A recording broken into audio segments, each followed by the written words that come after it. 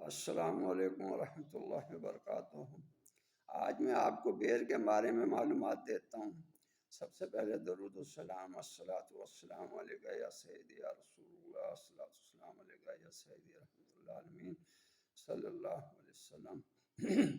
بیر جو ہے یہ بلڈ پریشر جو ہے وہ کم کرتا ہے، صفرا کو ختم کرتا ہے، پیاس کم کرتا ہے، پیٹ کے کیڑے مارتا ہے، پتوں کو ابال کر پانی سے سر دھونے سے بال مضبوط ہوتے ہیں، کھانے سے موٹاپا کم ہوتا ہے، دستوں میں اگر لگے ہوں تو بیروں کو جوش دے کر پینے سے ٹھیک ہو جاتے ہیں۔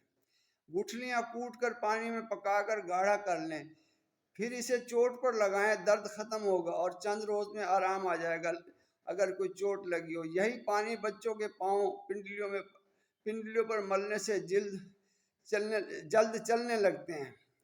پرانے بیر جو ہوتے ہیں خشکی اور تھکاوٹ دور کرتے ہیں۔ ملیریا میں بیر چھیل کر چھلکے کا جوشاندہ پلائیں۔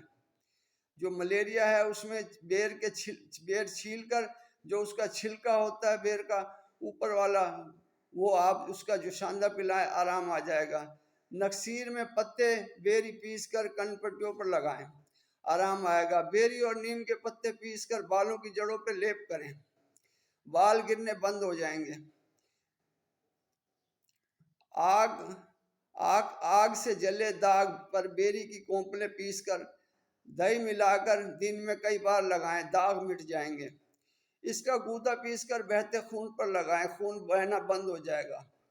بیر کے پتے کوٹ کر لگانے سے زخم جلد بھر جاتے ہیں۔ اس کا جو گوند ہوتا ہے کھانسی میں بہت مفید ہے۔ بیر کھانے سے گہری نیند آتی ہے۔ جو بکری بیری کے پتے کھاتی ہے اس کا دودھ پینے سے دماغی سودائیت، پاگل پن جو ہوتا ہے، انسان جو پاگل ہوتا ہے اس کو جو بیری کے پتے کھاتی ہے بکری، اس کا دودھ پلانے سے آرام آتا ہے۔ بیر کا بھی یہی فائدہ ہے، اگر بیر آپ کھلائیں گے پاگل پن کے لیے بہت مفید ہے، نظر تیز کرتا ہے بیر بہت اچھی چیز ہے، آپ استعمال کریں۔ اگر ویڈیو پسند آئی ہو لائک کریں، کامنٹ کریں، سبسکرائب کریں، فالو کریں۔ شکریہ جی، السلام علیکم ورحمۃ اللہ وبرکاتہ۔